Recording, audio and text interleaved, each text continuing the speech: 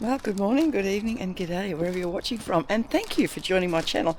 I have got some good lot of new subscribers, so thanks for joining me. But I'm also getting a lot of questions because a lot of the new subscribers don't know where the fuck has she come from and what's this about and what the hell has she done to that bike. And it's still quite early, it's only about 8 in the morning. That's the castle, that's where I'm staying, which has been reasonably comfortable. The only downside is that I've been a bit worried about the parking situation, but I cover her up. So it's a beautiful spot. So, and because the weather has been so good, I mean, get a go at today. I have been kissed I've been kissed with luck, maybe Irish luck. So I hope it continues when I get over there, that's for sure. But I'm going to do a loop around Anglesey and see if we can discover some other bits and pieces before I leave this beautiful part of the world, Wales. I've absolutely fallen in love. Now I'll show you the bike before we go as well for those people that want to see the detail a bit more up close and personal. Let's undress Calamity.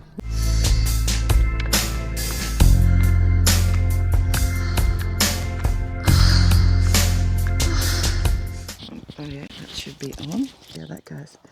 Okay, I'm going to show you around the bike now. Previous videos where I've explained what I've done to this machine. It's a 2016 vintage Chief. It was a black bike when I bought it, and I had a clear design in my head what I wanted to create. And I've been very inspired by steampunk, Western equestrian, Mad Max. So it's got all those elements in it, I guess. So let's start with the wrap. So I couldn't get it painted because I couldn't find a spray painter that could do the design I wanted. So this wrap, and they did a great job, and it's really held up. It's got, you know, I wanted this rusty business coming down here and that patina look.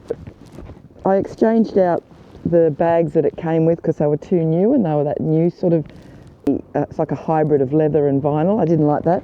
So I sold those and found some old Indian saddlebags that I constantly, I'm not a leather tooler or anything, but I repurpose leather. So I often find me in vintage shops and junk shops, and I find old leather bits of horse bits and belts, and I just repurpose them. So you can see I've got, you know, there's stirrups there, for instance. Just stuff. This is just an old handbag. It's handy for my locks and stuff. There's some old stuff from horse things. This was an old handbag. The handles I cut off. Of course, I've got animal skins, some goggles, some old belts. Yes, toy guns. It's a bit of a steampunk. There's that. There's some, thankfully donated. Thanks Alan Holmes, who gave me this fabulous flintlock thing, and I've got little toy guns, probably highly illegal. There's probably a million defects on this bike. But when I have been pulled over by the police in Australia, and they basically take a look at it and they just say, well, just move on because you're just too much paperwork. Things come off and things go on. Never get behind me. So this is a full-blown cattleman saddle. It's functional. It's been properly docked, but it's uncomfortable. I don't take a pillion. It's more cosmetic stuff that I do that for. And obviously I've got these things for show. I don't ride with that in there. I just put it in there to show you. But when I'm set up at shows, I add more shit. My camera mounts go. I do have a 360 here that can, you know, that can go up higher and down lower. I use this for this DJI Action camera that I use, and that just flips around. That's how I do all those different angles. I've got another mount over there that I've never used, but I'm thinking about it. This is my other phone. So for overseas trips, I have two phones. The one that I normally use, take pictures with, all that sort of stuff. But that phone is I get an eSIM with a huge amount of data, and that's just specifically for maps, and it's on a quad lock. So this, just recently, it's been a handy thing to put my other phone in or something. It's just a magnetic thing there. There's a little Aussie thing that I found. Oh, these are my keys. So for a lot of you who do know my background, already know that I've had 3 relationships in my life. One was a 25-year marriage, and I'll show you Kev. That's Kev, and his ball's under there somewhere. Yep, there. There's his balls down there. So that's Kev. And I've also got his balls up here because 25 years he's worth 2 mentions. So I won't say their full name, I'll just say their initial. There's V, crazy guy, and then there was D, man-child. So that's it. I'm not collecting any more balls. I'm committed to being a solo traveller now. Okay, this is a Scorpion vintage. They don't make them anymore. I do have an open face at home, and I like open face helmets, but long distances travelling, if you've got intercoms, which I haven't even turned on or charged yet, they're better on these full faces. But the reason I like this vintage Scorpion is that the face is so open, so when I am talking to the camera, it's not covering my mouth. Finish is, again, I've just painted that. I have a system that I can create like a mottled, rusted look, so it all sort of matches. So that's been painted. It was a black helmet as well. I don't know if you can see that patina in the sunlight, but it's, I thought I did a pretty good job. So consequently, I've painted every bloody helmet I own like that now. Is that working? I don't know. Telling me the audio's turned off. Okay, a lot of people ask about my gear. Do I wear safety gear? Look, I've got all those riding pants with fucking knee pads and Christ knows what in it. I find them very uncomfortable, so the answer is I've tried.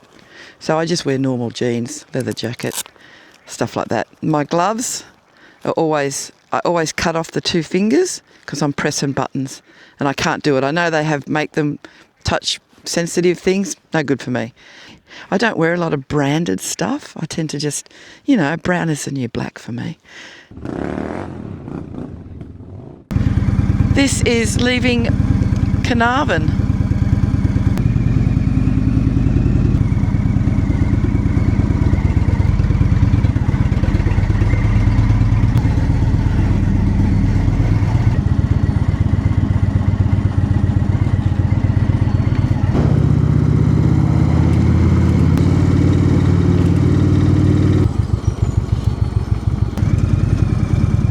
I got to find someone that can say this name. Look at it. Llanfai Pwllgwyngyll Gogerich Gwynrobwch Santa Celia Gogogoch. Gotcha. Llanfai Pwllgwyngyll Gogerich Gwynrobwch Santa Celia Gogogoch. Amazing, the name of this town. I found 2 ladies in that shop that could, but I want to hear it from a guy. Llanfai Pwllgwyngyll Gogerich Gwynrobwch Santa Celia Gogogoch. Okay? Go, go, go. Bye-bye. Go, go, go. That's what I'm doing. The little back street, they just put speed bumps everywhere. The longest name in the world for a town. This is what slows you down, all these speed bumps. It's slow, but we're only 10 minutes away from that next destination. So I thought it'd be a good opportunity. I don't know if this microphone's working. Sorry if I'm shouting, but it's working. I don't know. Okay, so a little bit more about me. I'm 66-year-old grandmother. I've got 2 daughters, a 40-year-old daughter who's expecting her first child in Tokyo. By the time I get back from the trip, it's about due, so I might be having another trip to Japan to see my 3rd granddaughter. Then I have my younger daughter, has got my 2 current granddaughters, and I got to say that's probably the reason I started vlogging and doing all this stuff, is because I wanted to leave a legacy for those girls. So when they're older and I'm well and truly gone, you know, there's a part of me still on the internet. Small disaster. My phone fell off. Interestingly though, when it went off, it fell off, it's all smashed to shit. It's gone, it called emergency services, which is really interesting.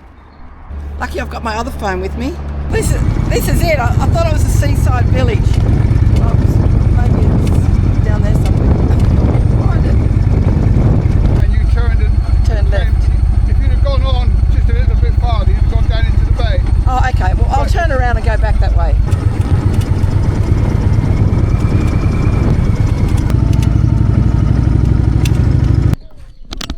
Okay, I'm going to stop here and see where I've got to go next. Well, guess what? There's an Apple store on the bloody island. Can you believe it? Right. I'll get that sorted and then we'll continue. Because it's doing my head in, you know, I can't focus unless things are right, you know. So we're 9 minutes away from an Apple store in bloody Bangor. Who would have thought?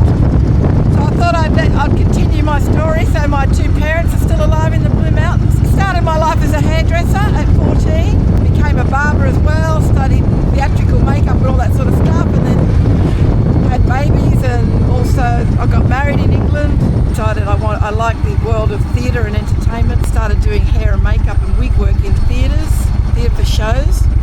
Then I decided to do a Bachelor of Arts degree in theatre theory and practice, marketing and multimedia. Did a triple major, graduated with honours. Then got a job. After I graduated, I managed to started writing and producing my own shows. I had 4 shows that I had produced on tour, and then COVID hit.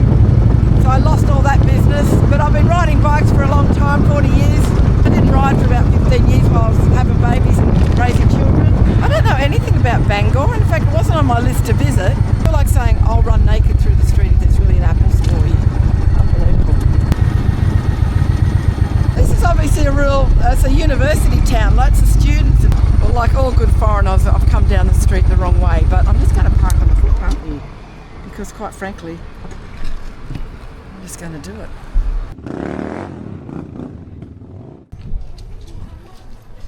That's the sort of luck I've had today. I've just stepped in dog shit. Well, I've got an hour to wait. He reckons he can fix it. 500 quid though, $1,000. Or I have to buy a new one and transfer everything, which should do with Apple. But that's £1,000. So, just wiping the dog shit off my fucking foot. There's so many phone shops. And the first store I walked into in what's this place called? It's Bangor. Bangor. Yeah. Abid Yep. has fixed the phone. And what's your name? Hassan. Hassan. Yeah. I can't believe of all places for me to drop a phone and smash it. I'm right near a city there's about 500 phone shops along here. This is Abid. This is the genius that fixed the phone that I thought was going to be in the trash. Good man, good man. I knew I walked into this right place. These guys have been helping me find my way. What's your name? Tudor. Tudor. Yeah. Oh, that's a distinguished name. That's unusual. Tudor and Amadeus. Amadeus. Portuguese. Oh my God, Amadeus and Tudor. Biker, that sounds biker very. and designer. You're a biker and designer. It's always an upgrade to everything. Yes, I've just wasted 500 quid, $1,000. Didn't get to do exactly what I was planning to do, but I've discovered some more things. I'm now I'm back on the sort of path I was thinking about doing. I may not get up the top, but I've got to go there tomorrow for Holyhead anyway. I'm going over a suspension bridge onto a place that starts with B, and I've already forgotten the name, and even if I could remember it, I couldn't say it, where I'm going to have apparently really good fish and chips. So I guess the moral of the story is, one, you should always pack two phones. Have 2 phones. It's worth it. And then, how blessed am I? I mean, that could have happened on a bloody Swiss mountain pass and fallen off, and I'd never retrieved it, and as it turns out, it happens 5 minutes from a city that I've never seen so many bloody phone repair shops. So I'm just about to leave town, and my phone rings, and it's Abid from the phone shop. Oh, I've overcharged you 100 quid. I can't believe that. Like, I'm just looking for some more dog shit to step in, because I swear to God, my luck is very good. What's your name? Lassen. Lassen? Yeah. This is 1 year old today. Yeah, yesterday 1 year. What's her name? Aksa Aksa and AUSSIE. And how old's Ash? Oh, I have that effect. I don't. Oh, little girl. Hello from there you go. What's your name again? Shukriya. Oh my goodness, I can't say all these names. Okay, I'm leaving you now. You look beautiful.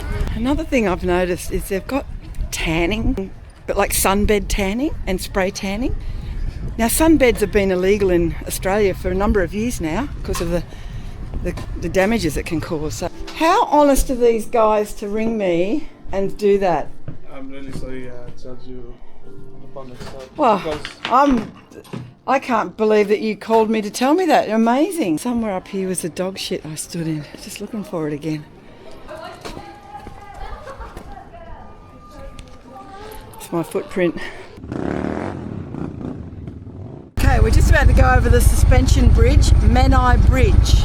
Well, I guess while we're waiting, I can carry on with my story. I forgot where I was up to. Oh, okay, did hairdressing, did theatre manager, produced shows, lost everything COVID. Right. Have a day job because doing this stuff doesn't pay the bills, of course. Being creative in general doesn't pay the bills unless you're one of those small few percentage of creative people that make it in life. So I have a day job. I look after sponsorship, marketing, membership for an association. I worked in clubs. I've done all hospitality. And my weekends are filled with adventure if I'm not minding the grandkids. That's the only thing that will get in front of me riding is the grandkids. Now, my mum and dad have never travelled. They've never been out of Australia. how I got this gene, I don't know. But I have 2 younger brothers, 10 years younger. I'm the eldest in the family. And I had a sister 16 months younger who sadly passed away 3 years ago. But I think of my sister quite a lot. Yeah, I have moments when it gets very sad. I'm a card-carrying atheist. I'm not religious at all. I don't believe in stuff like that. I don't believe in star signs or mystics, and I just believe in being a good person, enjoying life, doing the right thing, and if there was a God that I'd pray to, it's Mother Nature. We need to look after our earth better. So that's me. So if I was one of those believers, and it's true, then I hope my sister is watching me and joining me on these adventures. To you, Donna, miss you.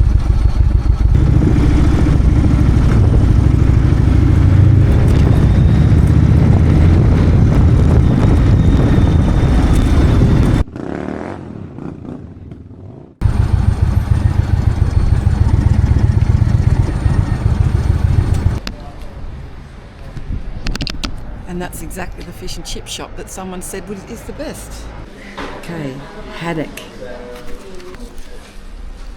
Tasty. Beautiful fish. It was worth it. Sea buckthorn. And it's a coastal berry, did you say? Something that's native? Coastal berry, yes. So it's native to this area? Not just this area. No, but it's never heard of it, that's all. I'm wandering the street with my buckthorn in beautiful, oh my God, can you believe it? I've forgotten the name of this already. It starts with B. Baramus? Baramus. Anyway, let's have a wander and we'll go back to Carnarvon. Getting good at this. There's another castle up there. Wales is full of castles. This is a very Mandarin-y, it's really nice. My other observation, everyone's got dogs. Take them into restaurants, they sleep with them, everyone's got dogs. And dog shit everywhere. Because I'm on a mission to step in it all. Everywhere's got these signs. I finished the ice cream and I finished my fish. It's the first time I've finished a meal in a long time. I've met some fellow bike riders. You're not on bikes today though, are you? No. What's your name? Brian. Brian? And Dave. Dave, and you ride riders. GS, BMW GS. GSA, mate. GS, right, okay. But you're in cars today because you dragged your missus along. Correct. Yeah. They ruin everything, don't they?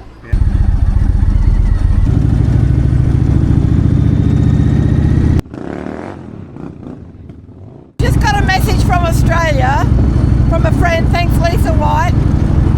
I've just hit 5,000 subscribers, which is a bit of a big deal because at 5,000 it kicks into a new algorithm.